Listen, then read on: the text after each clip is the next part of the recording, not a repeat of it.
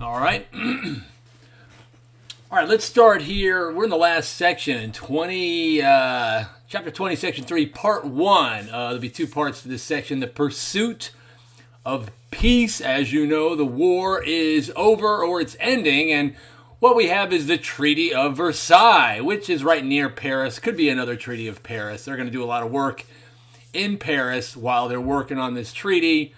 Just sort of some reference there. All these treaties are in Paris. And so what do we have here? Well, we're going to redraw the map of Europe, and we're going to create this new country, Poland, right? We didn't have Poland before. Well, we did hundreds of years ago, but it's pretty much been gone for centuries. And now that the war is over, we're going to start creating all these new countries, taking land from Russia, taking land from Germany, and it's going to cause a problem down the road. But let's worry about that later. Here's something else to consider. Now, again, this is all from the Treaty of Versailles. What did they do in the Treaty of Versailles? Well, they created Poland and various other countries as well. What else did they do? The Anschluss, all right, the unification between Germany and Austria.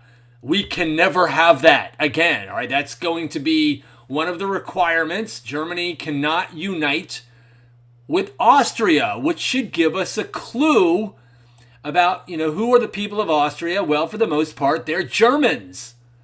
And by the way, there is a future Führer of Germany who is from Austria. Yet another clue that Austria and Germany, for the most part, could be considered synonymous, just an artificial boundary separating the two. But let's move on. Two more things.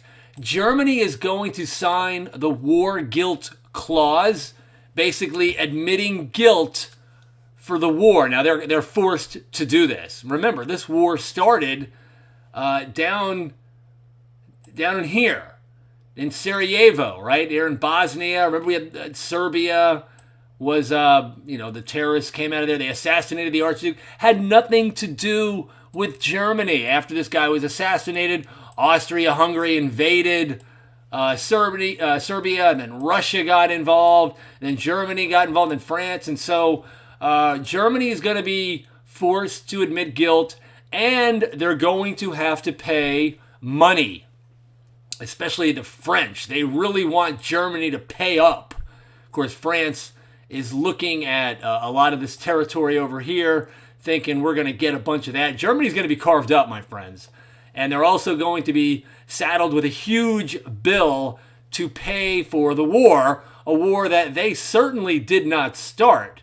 But, that's the way it goes, right? Now, what else do we got? Here's some basic terms. So what is the document signed between Germany and the Allies in Paris? Well, that was the Treaty of Versailles. We just talked about that. Wilson's peace plan for ending the war. This was what brought the Germans to the table, Wilson's 14 points. Germany saw that and said, yeah, we can live with that. And then, of course, once they get to the table, the next thing you know, they're carving Germany up. They're forcing Germany to sign the war guilt clause. And now they're making Germany pay. But initially, this is what got the fighting to stop. What is the treaty that dismantled the Ottoman Empire? That's the Treaty of Sevres. Now, see all these countries now? I mean, this used to be all the Ottoman Empire. You can see it all being carved up, okay? Pay attention, right? We'll talk about this on the next slide. I put this in the wrong spot. Let's move on. Who is the Prime Minister of Britain who attended the Paris Peace Conference? And this is where they signed the Treaty of Versailles. That was David Lloyd George, Prime Minister of Great Britain. And who was the guy who attended from France? This is Clemenceau, all right? Clemenceau, the French. And they really want to stick it to Germany. Not so much them. Then again, you do realize that the British royal family are Germans. They changed their names and whatnot. So there's that. Anyway, let's go back to this treaty signed by Austria recognizing Hungary's independence. I don't know why Bob Jones puts it like that, but the Treaty of Saint Germain, we're going to carve up the Habsburg Empire, the Austro-Hungarian Empire, like we did with the Ottoman Empire. And we'll see we have new countries, Czechoslovakia, a new country, Poland, we already saw that, Austria is a country, Hungary is a country, Romania, you see what's going on here. And of course, this is going to cause problems down the road, getting into World War II. We'll see what has happened, especially a country like Czechoslovakia. You have Czechs living here.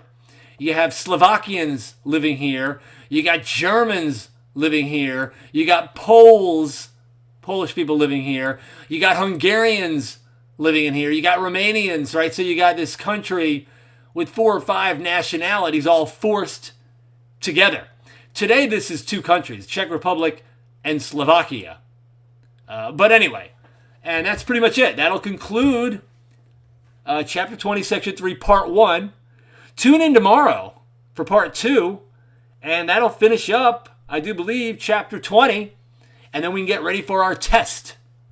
The end.